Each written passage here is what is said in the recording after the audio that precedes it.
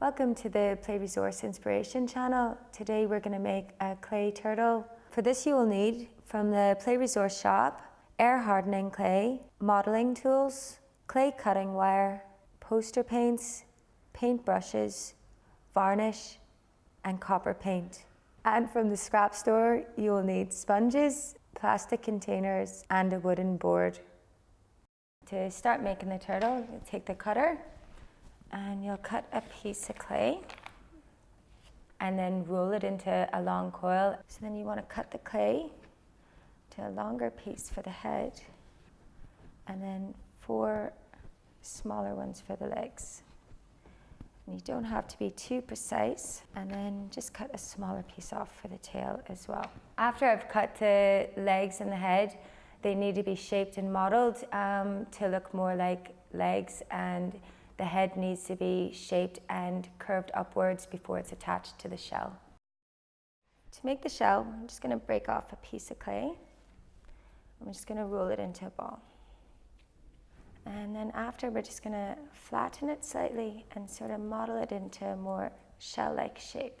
So you can sort of smooth it with your thumb and cup it in your hand. The next step is to score all the legs and head and the inside of the shell to create textures for bonding the pieces together. And then after, you add slip to the scored areas. The slip is clay and water mixed together, and it's like a glue. And then we're going to start attaching them all. And we're just going to attach the head. So then you can just sort of shape it after. You have the shape of a turtle. The next step is to decorate the turtle. I'm using pottery tools to mark into the turtle, and then also just to give a bit of detail on the feet. You'll also notice that I'm using a wooden block to work on. This is to stop the clay from sticking to the table. And after the turtle's finished, you need to leave it overnight to dry.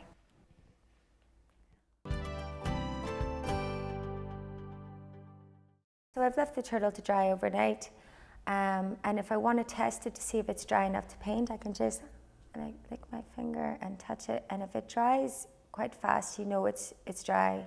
After I know that the turtle is dry enough to paint, I'll start by painting the head and the legs. Now we're going to add some paint into the shell, into the detail of the shell. So we're going to use some copper paint.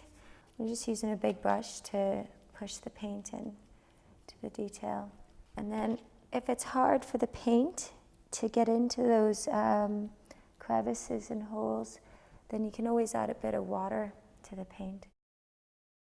So now I'm going to add another layer to the turtle shell. I'm going to use a darker color over the top, and I'm going to use a sponge to apply it. It doesn't matter if all the paint isn't dry in the cracks, just because this is just putting on a layer over the top. Because it's darker, it covers over the copper.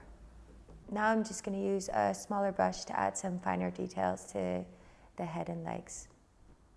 So now I'm just going to put it down here for 15 minutes and wait for it to dry, and then it'll be ready to varnish.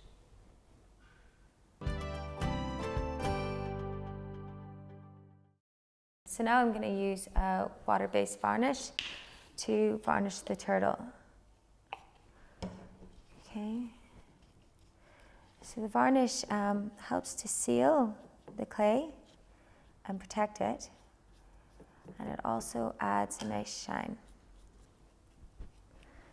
And that's a turtle completed. You just have to wait about a half hour for the varnish to dry.